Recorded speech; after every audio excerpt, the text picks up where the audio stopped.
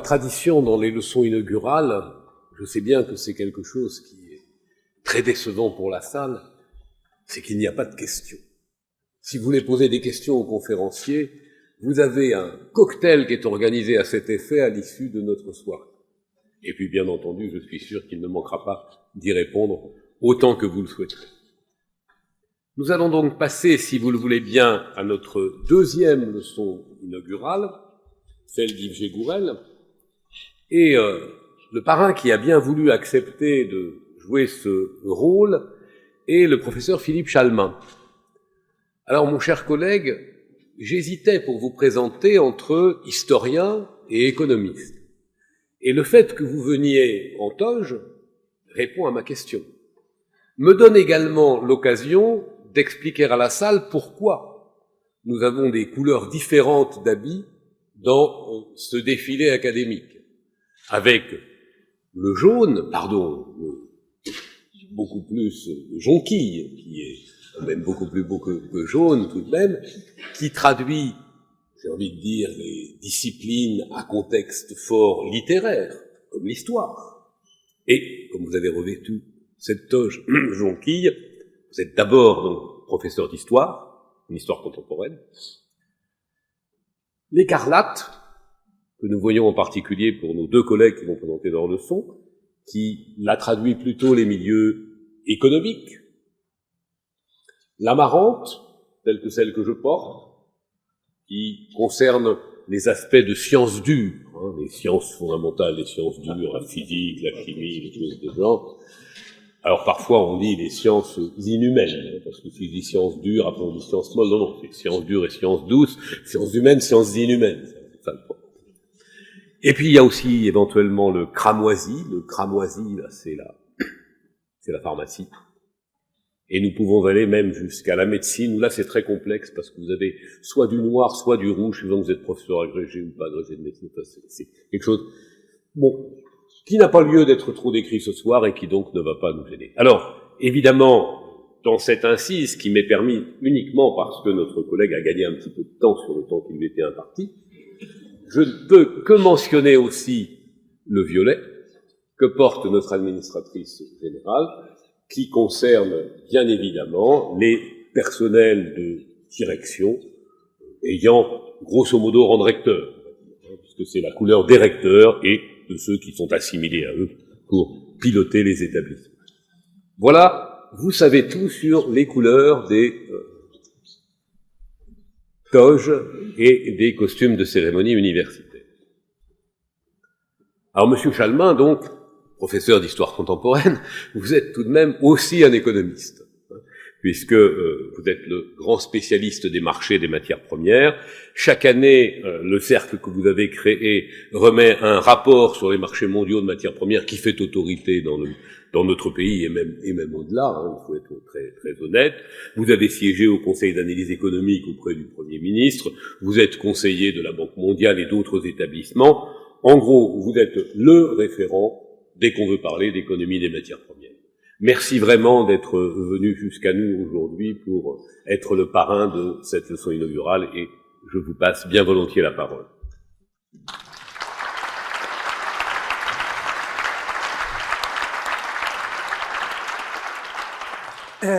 Merci mon cher collègue et croyez bien que c'est un immense plaisir pour moi que de revenir au CNAM. Car il y a malheureusement fort longtemps, près d'un demi-siècle, un jeune historien pénétrait au CNAM. Et très franchement, j'ai été recruté au poste d'assistant avec une maîtrise d'histoire des religions, mais je fus recruté dans une chaire qui existait à l'époque, qui était la chaire de géographie industrielle et commerciale, dont le titulaire nouveau était le professeur Claude Mouton, qui était un agronome et qui jusque-là était professeur à l'Institut national agronomique. Nous eûmes à ce moment-là, historiens, géographes, économistes, agronomes, une passion commune pour les matières premières. Et c'est vrai qu'à l'époque, la fin des années 70, nous étions en train de vivre les premiers chocs pétroliers, les chocs sur les marchés des matières premières, en écoutant le professeur de Lalande, et qui m'a rappelé cette merveille du CNAM, qui est celle de la transdisciplinarité. Souvenez-vous, 1972, la publication d'un rapport au Club de Rome, Halte à la croissance. Alors soyons honnêtes, en anglais, c'était Limits to Growth. En français, Halte à la croissance, ça faisait quand même beaucoup plus violent, qui nous disait qu'à la fin de siècle, c'était le XXe siècle, il n'y aurait plus de matières premières, que le pétrole serait épuisé, qu'il n'y aurait presque plus de gaz, que la plupart des métaux dont vous venez de nous parler seraient pratiquement, il n'y aurait plus, les réserves en seraient épuisées, que le monde ne serait pas capable de se nourrir. Et puis surtout, c'était le moment où ces marchés internationaux dont va vous parler Yves Gégourel passaient d'un ordre stable à un ordre instable. Je dis toujours à mes étudiants qu'au début des années 70, quand j'étais à leur place, je pouvais aller me coucher, j'étais sûr que le lendemain matin, je retrouverais le pétrole, le dollar, le blé, le cuivre, à peu près au même prix où je les avais laissés la veille. Notre seule certitude est que demain, tout ceci sera totalement différent. Ce fut le développement des marchés à terme. Et donc, à la fin des années 70, au CNAM, nous avions créé un séminaire matières premières et échanges internationaux qui fut en la matière le premier en France, qui donna lieu à la création d'un diplôme, à la création d'un centre de recherche sur les marchés de matières premières, le CREMAP. Le temps a passé, le jeune assistant est parti vers d'autres destins, le professeur Mouton a pris sa retraite, il est malheureusement décédé il y a quelques années, et doucement, le CREMAP s'est éteint. Vous comprendrez alors ma joie profonde de voir le CNAM retrouver ici ses racines. Et entre nous, des racines peut-être encore même plus anciennes quand on pense effectivement à la science des matériaux et même dans le domaine agricole, aux collections de machines agricoles récupérées d'une exposition universelle de la fin du 19e qui, dans le vieux musée du CNAM, ont toujours fait mon admiration. Il se trouve que nous vivons une période sur les marchés mondiaux un peu identique à celle des années 70. Le monde connaît un tournant à peu près équivalent et la transition énergétique, les besoins alimentaires aussi, se traduisent par des besoins de nouveaux matériaux, de besoins encore plus importants. Vous avez vu d'ailleurs un graphique sur la demande, par exemple, de cuivre à l'échelle des 20 ou 30 années à venir. Il n'y avait, à mon sens, pas de meilleur moment pour le CNAM de créer, de recréer une chaire, qui n'a jamais existé. On avait dévoyé un peu la chaire de géographie industrielle et commerciale, de créer une chaire d'économie des matières premières. Et, soyons honnêtes, dans la jeune génération des chercheurs universitaires, il n'y avait pas meilleur choix pour vous que de prendre Yves Gégourel. Yves Gégourel a été formé auprès de l'un de ceux qui peut-être a le plus marqué dans le monde des enseignants d'économie la recherche sur les marchés des matières premières, sur les marchés dérivés, sur les marchés à terme. Je veux parler de Yannick Marquet, qui était professeur à l'université de Bordeaux. Il est malheureusement décédé il y a quelques années. Il avait été souvent un de nos invités au CNAM, au CREMAP, et je crois qu'on peut dire que c'est auprès de Yannick Marquet que Yves Gégourel s'est formé, que par la suite, Yannick est décédé relativement tôt, il a repris le master, enfin on appelait ça un DESS, le master que Yannick avait créé à l'université de Bordeaux et qui a été un des grands masters de formation au métier du négoce international des matières premières. Yves Gégourel, vous l'avez compris, est un enseignant. C'est aussi un homme au contact des entreprises, et je crois qu'il est là bien dans la vocation du CNAM, que ce soit dans le domaine d'ailleurs de l'industrie, des matériaux, des métaux non ferreux, du phosphate auprès de l'Office chérifien des phosphates au Maroc. Nous sommes là pleinement dans les vocations du CNAM. Il est déjà pleinement engagé dans les missions de service public. Vous savez que les préoccupations qui sont celles aujourd'hui de la France et de l'Europe en termes de dépendance de ces nouveaux matériaux, c'est bien mignon de chercher à se passer du charbon, du pétrole, etc., de rouler tous avec de superbes voitures électriques et de merveilleuses batteries. Il faut quand même se poser la question, même si vous arrivez à nous remplacer les terres rares, remplacerez-vous le lithium, remplacerez-vous le cobalt, remplacerez-vous le graphite, le nickel, etc., et comment va-t-on les trouver, sachant en même temps que les mêmes qui veulent voyager uniquement en voitures électriques hurlent dès qu'on leur parle de faire un trou quelque part pour produire quelques nouveaux minerais.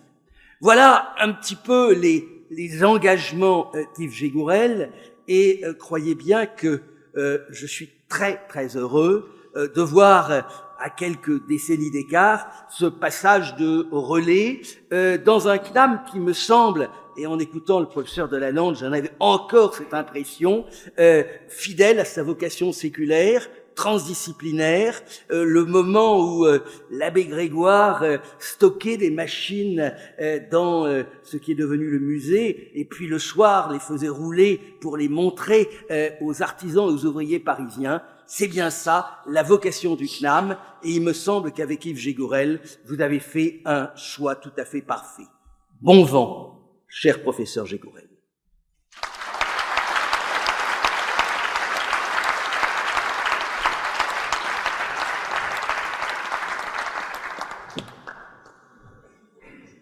Merci, monsieur le professeur, mon cher collègue, d'avoir rappelé ces mots forts de l'abbé Henri Grégoire proposant à la Convention de créer le CNAM. Je vais vous donner les moyens de perfectionner l'industrie nationale. Alors, comprendre le rôle déterminant des marchés mondiaux de matières premières dans un monde en transition, le souhait inaugural d'une chaire d'économie des matières premières et des transitions durables, la soif de connaître, le goût de comprendre, le plaisir de transmettre ce que l'on a soi-même appris et compris, voilà bien les caractéristiques du métier d'enseignant-chercheur. Je passe tout de suite la parole à notre collègue.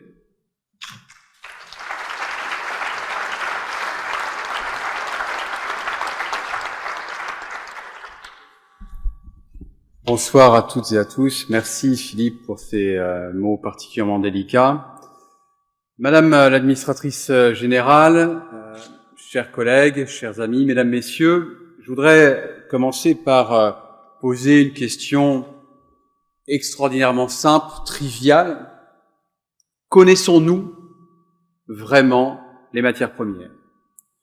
Nous pouvons bien évidemment reconnaître un champ de maïs ou de blé et comprendre le rôle de ces céréales dans les équilibres alimentaires mondiaux. Nous pouvons savourer un café et appréhender la distance qui nous sépare des zones de production, comprendre l'importance de la responsabilité sociétale et de la durabilité. Nous pouvons sans effort faire le lien entre l'électricité, l'uranium, malheureusement le charbon et le gaz. Mais l'essentiel n'est peut-être pas là, parce que c'est d'une lecture systémique des matières premières dont nous avons besoin. Et pour beaucoup, ces matières premières, ce sont des produits simples, des produits relativement abondants et donc peu onéreux en comparaison des biens industriels et encore plus des biens à haute valeur technologique. Des produits, disons-le, que nous remarquons à peine tant ils sont dans notre quotidien. Des produits, des matières premières qui, in fine, sont pour beaucoup dénués d'intérêt et très éloignés des grandes questions technologiques et sociétales. Nous pensons souvent savoir ce que sont les matières premières et souvent nous nous trompons. Je vous demande de regarder cette capsule de café, un produit très simple, ou pas. Parce que derrière ce café, ce qui est essentiel, et Stéphane en a beaucoup parlé, c'est l'aluminium. Et l'aluminium, c'est un produit compliqué à comprendre. C'est à la fois une matière première et un produit industriel. Sous sa forme primaire, cet aluminium, c'est de la bauxite, extraite des sous-sols de Guinée, peut-être, d'Australie, qui sera transformé en alumine après un long voyage, c'est aussi ça l'histoire des matières premières, sur un minéralier, pour partir du port de Kansar, par exemple en Guinée, et arriver au port de Qingdao. Et puis, cette alumine sera transformée, après un processus d'électrolyse, en aluminium primaire. Mais cet aluminium, est-il véritablement un métal? Tu l'as évoqué, Stéphane. Ce processus d'électrolyse, c'est 15 000 kWh en moyenne par tonne d'aluminium primaire. C'est donc ici un concentré d'électricité que nous avons. Mais si c'est un concentré d'électricité, de nombreuses questions surviennent. Vient-il d'Amérique du Nord ou d'Europe, où l'hydroélectricité est abondante, en tout cas historiquement? Vient-il de Chine? De Russie peut-être? Nous savons tous que cet aluminium est recyclable, mais est-il recyclé? Quel est en conséquence son bilan CO2? Quel est son bilan CO2 alors que l'on sait que la moitié de l'aluminium primaire au monde est produite en Chine et que le mix énergétique pour produire cet aluminium est à 60% sur du charbon? Nous posons-nous toutes ces questions lorsque nous glissons cette capsule de café dans notre machine à café? Mesdames, Messieurs, ne pas définir les matières premières, ne pas comprendre leur périmètre et les liens qui les unissent, c'est ne pas pleinement comprendre les enjeux qu'elles portent. Des enjeux sociaux extrêmement forts, des enjeux macroéconomiques, des enjeux environnementaux et des enjeux, je voudrais en parler ce soir, géopolitiques, extraordinairement importants et permanents. Il faut, à notre décharge, reconnaître qu'il n'y a pas de définition précise ou unanimement reconnue de ce qu'est une matière première. L'Organisation des Nations Unies, qui lui préfère le terme de produit de base, les définit ainsi dans l'article 56 de la Charte de la Havane de 1948 comme tout produit de l'agriculture, des forêts, de la pêche et tout minéral, que ce produit soit sous sa forme naturelle, ce qui n'est en pratique jamais le cas, ou ait subi la transformation qu'exige communément la vente en quantité importante sur les marchés internationaux.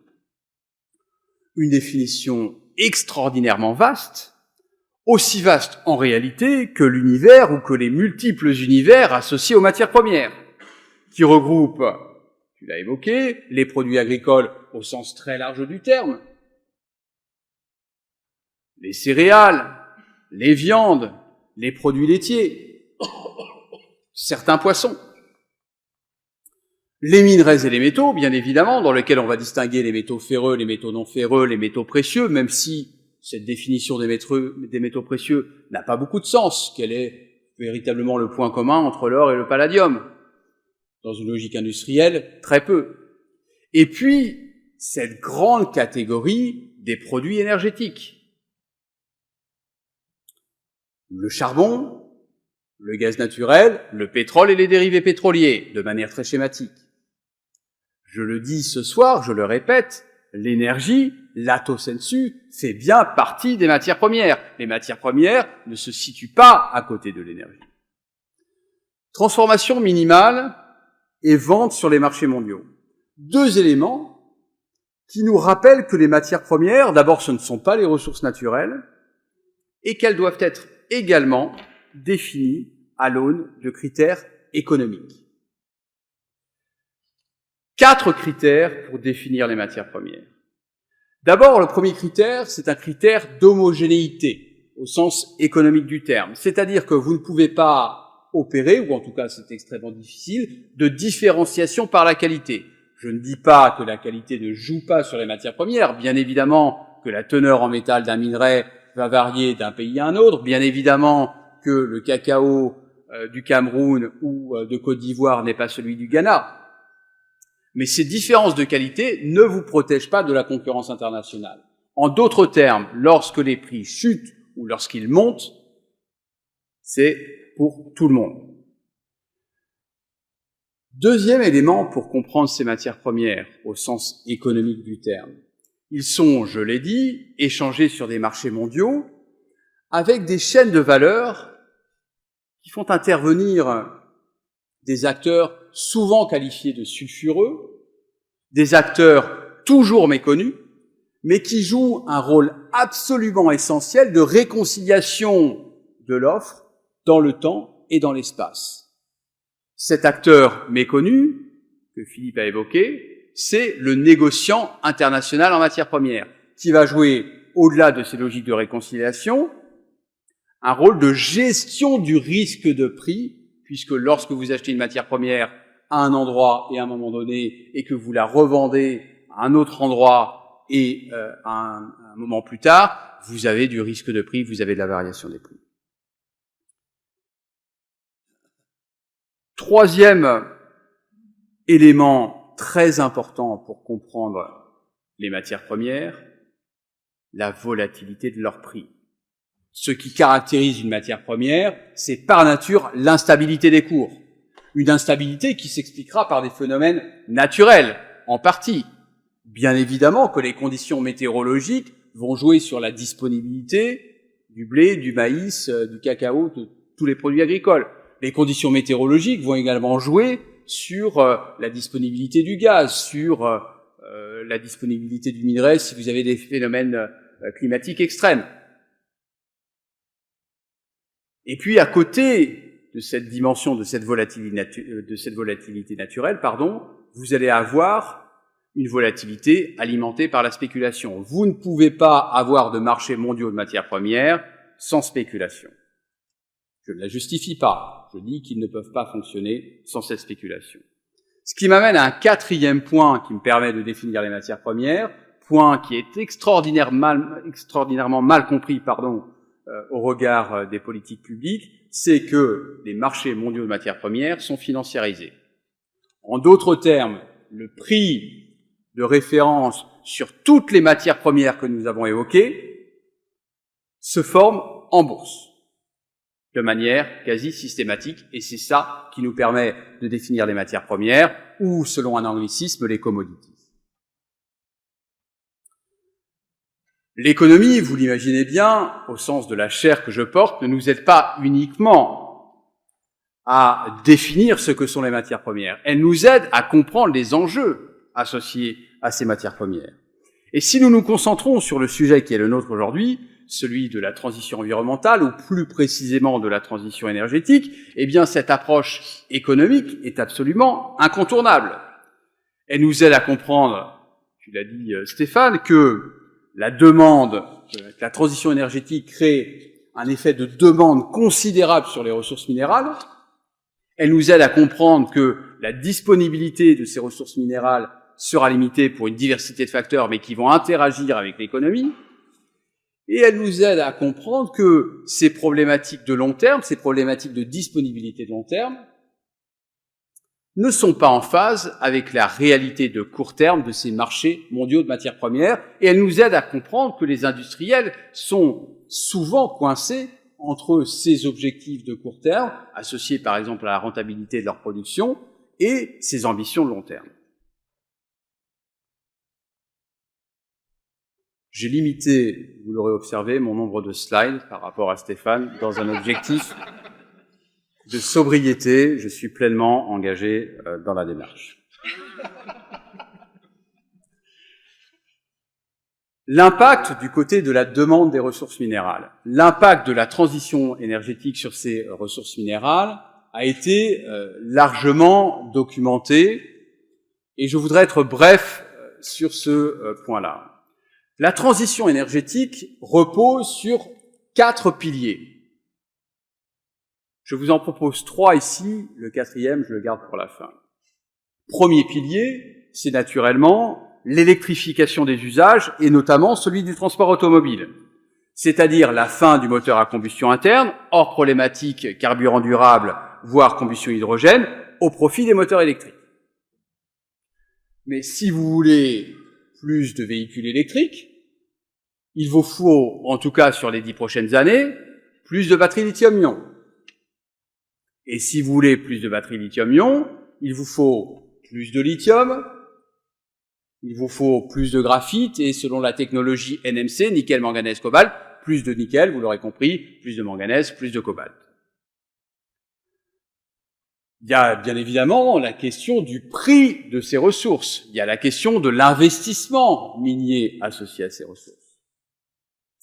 Deuxième pilier de cette transition énergétique, c'est que si vous électrifiez les usages, en toute cohérence, il vous faut une électricité propre, une électricité bas carbone. Il vous faut donc développer des sources d'énergie renouvelables. Mais encore une fois, cet effet de report sur les ressources minérales, vous l'avez. Vous voulez plus renouvelable? Très bien.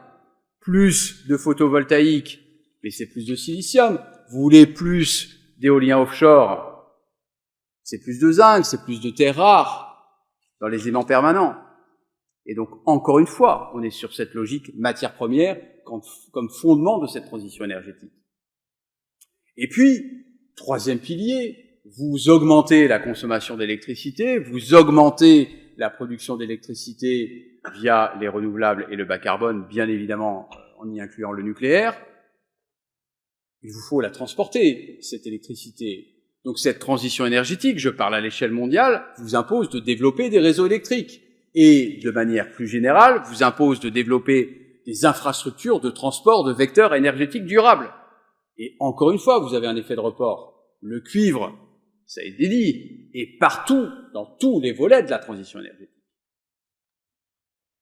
Il y a un quatrième volet de cette transition énergétique qui doit tous nous interroger, qui n'est pas, quand j'évoquais la question des modèles de société, qui n'est pas une question interne, puisque nous parlons ce soir d'urgence climatique. Le quatrième volet, c'est un volet sobriété. Mais cette sobriété a-t-elle une nouvelle fois été expliquée comme il le faut?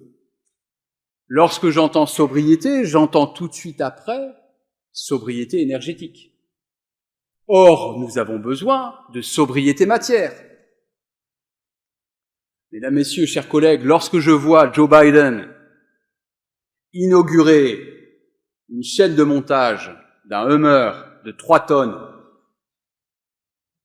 électrique, nous disant que c'est l'avenir, j'avoue que je m'interroge. Je ne suis pas très fort en physique. Je suis économiste. Mais a priori, il me semble que plus un véhicule est lourd, plus il contient de matériaux et plus on a besoin d'énergie pour le déplacer. Vous m'autoriserez ces raccourcis. On voit bien que si nous n'avons pas cette sobriété matière, nous n'allons absolument pas dans le sens de la transition énergétique. Mais derrière cet exemple du véhicule, la question nous interroge sur notre rapport à la distance, sur notre rapport au loisir, sur notre rapport au quotidien. Pas dans 2 ans, pas dans 3 ans, aujourd'hui.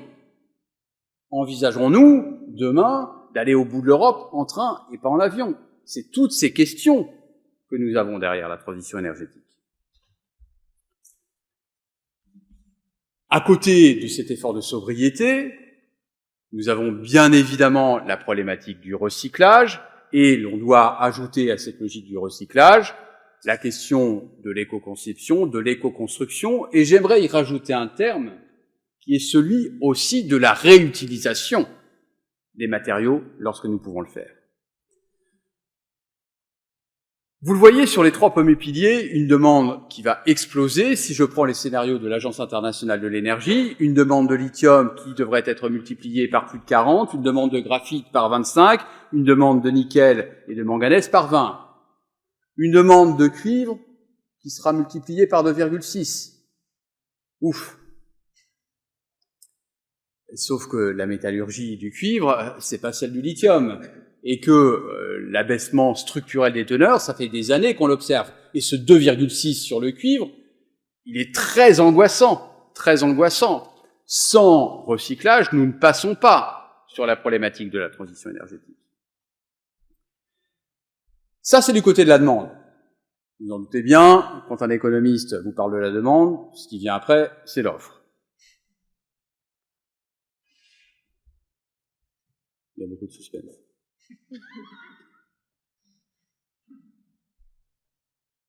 Cette problématique de disponibilité, une demande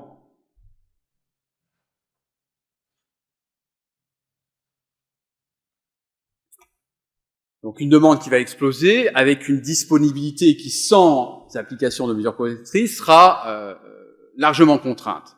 Elle sera largement contrainte pour une multiplicité de raisons, j'ai essayé de les résumer, mais une nouvelle fois, le facteur économique sera présent. Première contrainte, une contrainte géologique. Nous parlions du cuivre. Bien évidemment que nous avons une contrainte géologique. Nous devons néanmoins, à cet égard, faire une différence entre la notion de ressources minérales, c'est-à-dire ce que nous avons identifié dans notre sous-sol, et la question des réserves minières.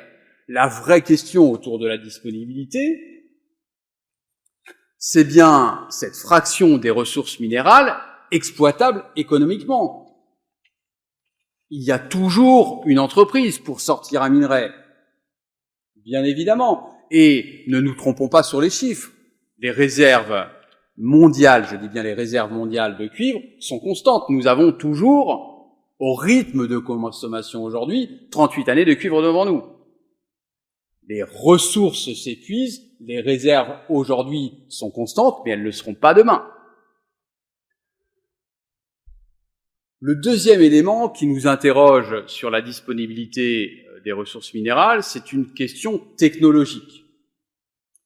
Si je prends la problématique du nickel, notre problème, je schématise, je n'ai qu'une demi-heure, notre problème n'est pas tant le minerai, même si on a une problématique autour des amas sulfurés versus les latérites nickellifères, notre problématique c'est de transformer ce minerai en précurseur de batterie, in fine en sulfate de nickel.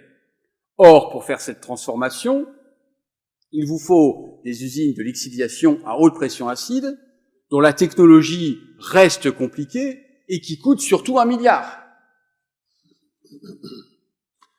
Et vous aurez ces usines uniquement si elles sont rentables, voulant dire que la question de la disponibilité du sulfate de nickel est intimement liée, vous l'aurez compris, au prix du nickel et à son coproduit, à savoir le cobalt. Or, dans les batteries, on a vu une inversion des proportions entre le cobalt et le nickel. L'offre de ressources minérales pourrait être contrainte également pour des raisons évidentes sur le volet environnemental et le volet social. Dans la mesure où ce qui est disponible physiquement n'est pas nécessairement acceptable au regard des critères environnementaux évidents et aux critères de cette dimension sociale. Nous n'aurons pas de transition énergétique, de transition environnementale, si cette transition n'est pas juste, au sens de justice spatiale et de justice sociale, ce qui pose la question de la répartition des bénéfices associés probablement à cette manne des ressources minérales. La troisième raison qui probablement doit nous inquiéter, c'est que les ressources minérales, leur disponibilité sera contrainte pour des facteurs politiques, pourrait être contrainte, pour des facteurs politiques et géopolitiques, puisqu'il existe une compétition mondiale pour accéder à ces ressources, avec la Chine qui a une position dominante. Regardez ce graphique issu de l'Agence internationale de l'énergie. La Chine a une position dominante sur l'ensemble des chaînes de valeur associées aux métaux de la transition énergétique. Ce qui me permet de vous dire qu'on ne doit pas parler du cuivre, on ne doit pas parler du nickel, on doit parler de ces matières premières au sens de la chaîne de valeur, distinguer le minerai, distinguer anode, cathode, ainsi de suite. Regardez le cuivre, regardez le nickel, le cobalt, le lithium, les terres rares. La Chine est systématiquement présente sur le segment du raffinage. Et c'est bien ça notre problème. Si je regarde l'extraction, j'ai le sentiment que le constat est un peu plus équilibré. Le lithium dominé par l'Australie, vous voyez que le cobalt vient de République démocratique du Congo, alors que le nickel est maîtrisé sur le stade extractif par l'Indonésie. Sauf qu'attention, parce que là, c'est une lecture géographique de d'où provient le minerai. Or, ce qui compte, pour vous reparler d'économie et de finance, c'est une géographie non pas physique, mais une géographie du capital. La question, c'est qui détient le secteur minier. Et l'essentiel des mines de RDC sont détenues par des intérêts chinois. De la même façon qu'il est difficile, même si nous avons Eramet, il est difficile de trouver un projet nickel en Indonésie sans lequel nous n'avons pas d'intérêt chinois. Ce qui pose la question évidemment de l'accès à ces ressources, mais ce qui pose en aval la question de la rentabilité, nous parlions d'industrie, de la rentabilité de l'industrie européenne. A-t-elle accès à ces ressources minérales au bon prix qui lui permettent d'assurer la compétitivité prix par rapport à la concurrence internationale? La Chine, au-delà de ce constat, comprend bien sa position dominante sur les chaînes de valeur et a déjà utilisé cette position dominante pour régler certaines tensions politiques. Elle a bien utilisé les terres rares dans un conflit avec le Japon. Plus récemment, la Chine a imposé, ce qui a énormément inquiété, des licences d'exportation sur le gallium et le germanium, qui vont être utilisés dans les électroniques de puissance, dans les technologies de la communication, dans le photovoltaïque. Et ça, on doit l'appréhender dans notre vision de la transition énergétique. Je rappelle enfin que, pour toujours vous parler d'économie, si on a une demande qui va exploser avec une offre qui reste contrainte, c'est qu'on a un problème de criticité de ces ressources minérales. Criticité des ressources minérales qui va être appréhendée à l'aune de deux critères: l'importance économique de cette matière première et des problématiques autour des risques d'approvisionnement, comme je l'évoquais précédemment. Et dans la dernière liste de 2023 par l'Union européenne, nous avons 34 ressources critiques, et sur les 34, 32 sont liées à la révolution numérique et à la transition énergétique. Ça, c'est pour le long terme.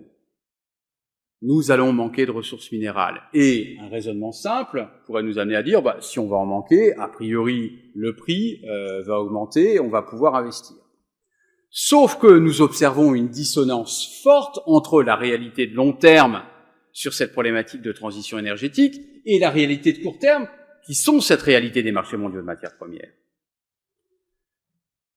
Aujourd'hui, cette problématique ne se reflète pas sur les cours. Je vous propose ici, on ne va pas forcément tout détailler, mais la dynamique des prix des grandes familles de matières premières depuis 2020, en indice.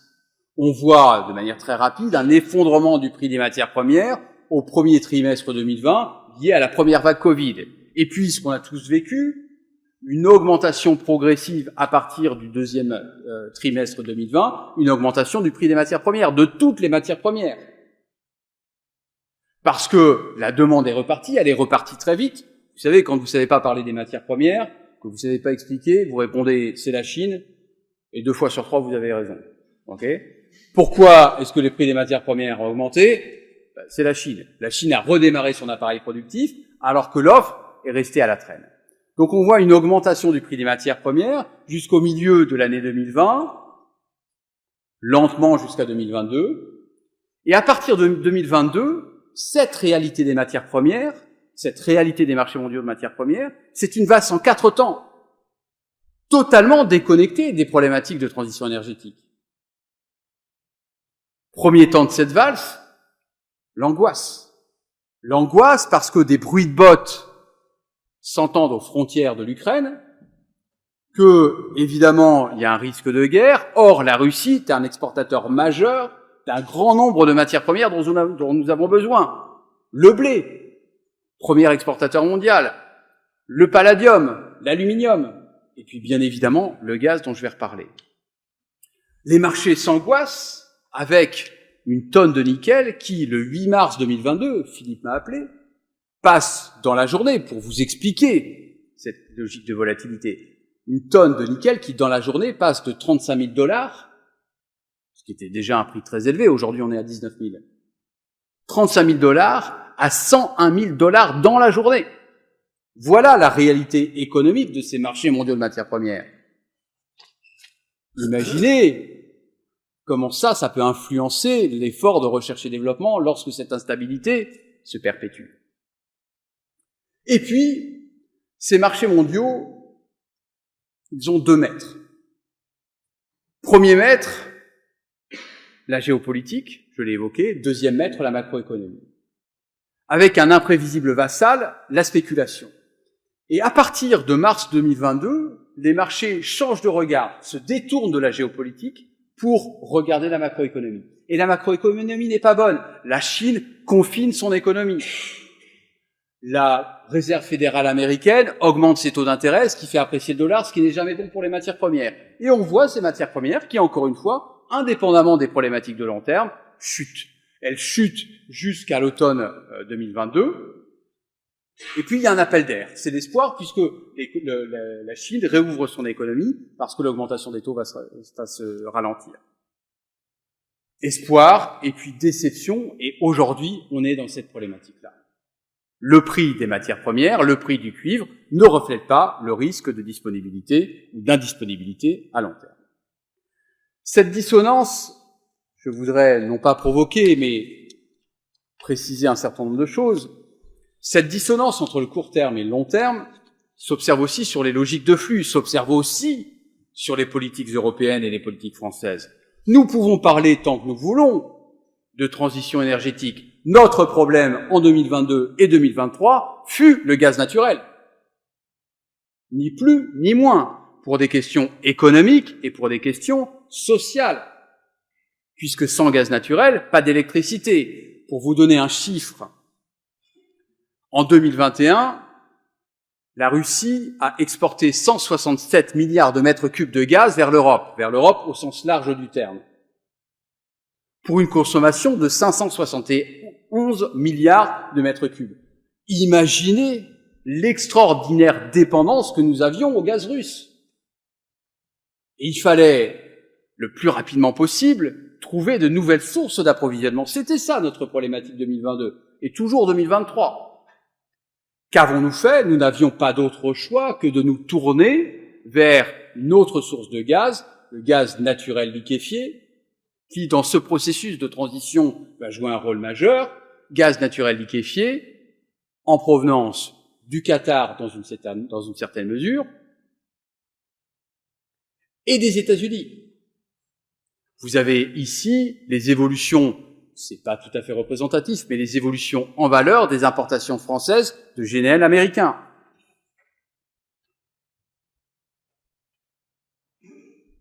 Dans ce contexte-là, vous voyez que la transition énergétique doit être appréhendée aussi dans son volet géopolitique. Nous avons probablement une nouvelle dépendance au gaz américain, ou de manière plus générale, au GNL. Et nous devons appréhender cette problématique géopolitique dans un contexte qui se dégrade. Les effets économiques et politiques de cette dépendance au gaz américain doivent être appréhendés. Alors je sais bien que nous parlons des États-Unis, je sais bien que nous parlons d'un partenaire historique, mais cette dépendance, elle a eu un impact très net. D'abord, elle a offert une manne financière aux États-Unis, et puis elle a un impact très clair sur la compétitivité de nos industries.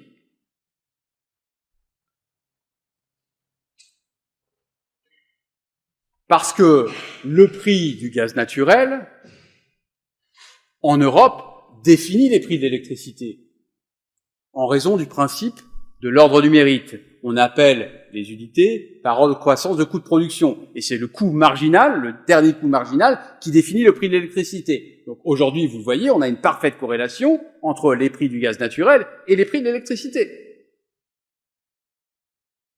Ce qui va évidemment poser un énorme problème de compétitivité pour toutes nos industries. Et à l'heure où nous nous inquiétons de l'Inflation Reduction Act des États-Unis, qui finalement sont un grand plan environnemental dont on pourrait se féliciter, c'est bien la problématique de la cohérence de la politique énergétique européenne qu'il convient d'interroger. Le renouvelable sur le long terme, mais comment comprendre nos oppositions sur le nucléaire? Sans nucléaire, effet de report sur le gaz naturel, ce qui est finalement un moindre mal, avec des émissions de CO2 qui sont considérables, et évidemment le charbon, parce que lorsque nous avons acheté du GNL sur les marchés mondiaux, nous avons asséché ces marchés du GNL, poussant aussi les pays émergents à se reporter sur le charbon. Et c'est bien une problématique globale et pas une problématique européenne que nous avons. Des paradoxes, nous en avons beaucoup dès lors que nous parlons des matières premières. On remarquera par exemple que si les flux de gaz terrestres par pipeline en provenance de Russie se sont très fortement réduits, les importations de GNL russes en Europe ont augmenté. On observera également, dans cette cohérence que nous devons encore rechercher, que nous importons énormément de diesel en provenance d'Inde. L'Inde qui, elle-même, a augmenté ses importations de pétrole en provenance de Russie. Nous remarquerons, indépendamment du GNL, que l'Europe a signé un accord pour une augmentation des livraisons de gaz, en provenance d'Azerbaïdjan. Les volumes sont faibles, mais ça ne peut pas nous empêcher de nous interroger sur les conséquences géopolitiques de tout ça. Si je me concentre sur les ressources minérales, toujours sur ce volet économique et géopolitique, en raison de ce déséquilibre entre l'offre et la demande, de manière très claire, pour d'autres raisons également, les logiques de blocs se renforcent. Les pays qui détiennent ces ressources minérales ont une ambition légitime de bénéficier de cette dynamique positive grâce à la transformation des ressources sur le sol national. L'Indonésie nous dit « Vous voulez du sulfate de nickel ? Très bien, mais le minerai, et c'est vrai pour la bauxite également, pour plein d'autres minerais, vous ne l'aurez pas. Vous voulez ce fameux produit pour vos véhicules électriques, c'est en provenance, c'est en faisant des usines chez nous que vous allez avoir la matière première. » Ce qui est logique. On a aujourd'hui, au travers des matières premières, un rééquilibrage nord-sud, même si j'aime pas cette dichotomie. Et puis, l'Indonésie, elle l'a évoqué de manière assez vague, a proposé qu'un cartel des pays producteurs de métaux de la transition environnementale soit constitué à l'image de l'OPEP, toujours dans cette logique d'évolution des rapports de force.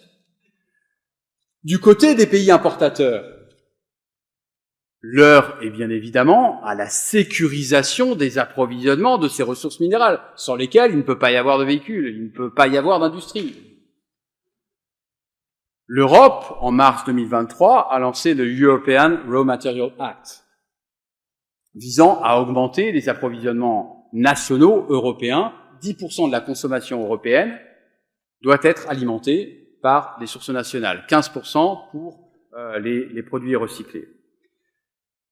Ça, c'est le volet interne, et dans son volet externe, l'Europe nous dit qu'on va développer des accords commerciaux pour sécuriser nos approvisionnements. Et c'est une excellente chose, bien évidemment, de développer ces accords commerciaux. Et il faudra, pour l'économiste, c'est un sujet d'étude passionnant, regarder la pertinence de ces accords commerciaux. Parce qu'il ne suffit pas de les décréter, il faut bien évidemment voir leur réalité.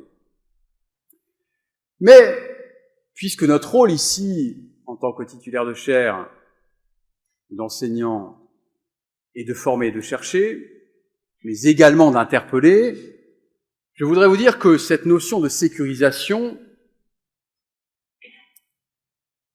a une part d'ambiguïté. Parce qu'il y a dans cette notion de sécurisation, c'est mon sentiment en tout cas, l'idée d'une rivalité inéluctable et croissante entre les nations pour accéder à ces fameuses ressources minérales. Et elle accepte en conséquence l'hypothèse implicite, dans le contexte sombre que nous connaissons aujourd'hui, elle accepte l'hypothèse implicite que des conflits interétatiques puissent survenir. Et peut-être faut-il croire aux seules vertus du libre jeu des marchés, et non aux leçons de l'histoire, pour espérer que ces rivalités ne seront que commerciales et pas territoriales ou pire. Les matières premières sont à la base de toute puissance industrielle, économique, et elles sont donc à la base de la puissance politique. Elle détermine par ailleurs le climat social de nombre de pays, en disposés et donc stratégiques. En régime normal, nous disposons de ces ressources par les accords commerciaux que j'évoquais précédemment. Mais que veut dire aujourd'hui en régime normal? Et nous ne devons pas oublier que les matières premières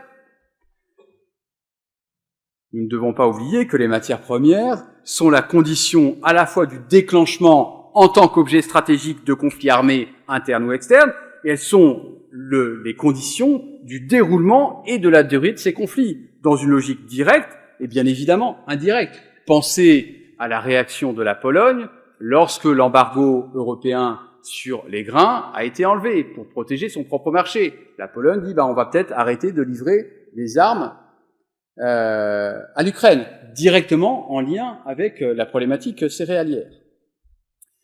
Derrière ce constat, de toute évidence, nous associons de manière systématique dans notre incompréhension de ce que sont les matières premières, nous associons matières premières à guerre. J'ai sur cette table un ouvrage de 1946, La guerre des matières premières. Vous regardez les ouvrages qui fonctionnent, il y a toujours la guerre des métaux rares. Je comprends l'idée d'appâter le chaland derrière un titre.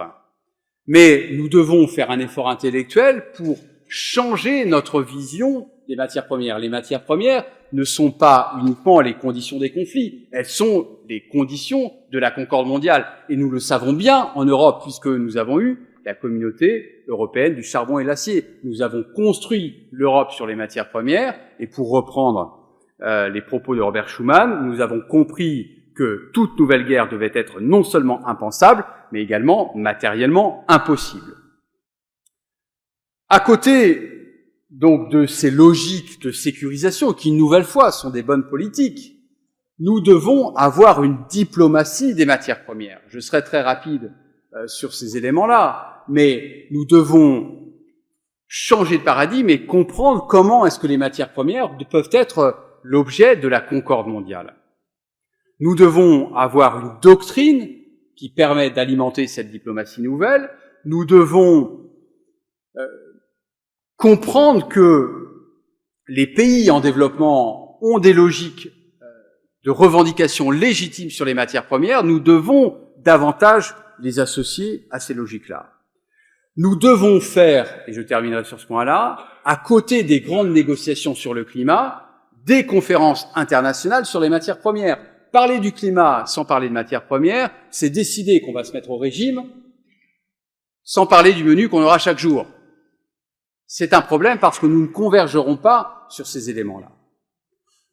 On opposera à ma vision naïve de la diplomatie ou de la géopolitique que le multilatéralisme est aujourd'hui plutôt fatigué et que ce multilatéralisme est bien une des conditions de cette diplomatie nouvelle, de ces conférences internationales sur les matières premières. On m'opposera que c'est bien sur les questions agricoles que le cycle de Doha a achoppé. Ce à quoi je répondrai que la charte de la Havane de 1948, que j'évoquais au tout début, définit les matières premières, a engagé le libre-échange, mais elle nous rappelait que les matières premières, dans ces échanges internationaux, doivent être traitées de manière différenciée, précisément en raison des enjeux économiques, sociaux, politiques qu'elles portent. Et c'est peut-être parce que nous avons oublié l'esprit de cette charte de la Havane que le multilatéralisme, aujourd'hui, est fatigué. Je vous remercie.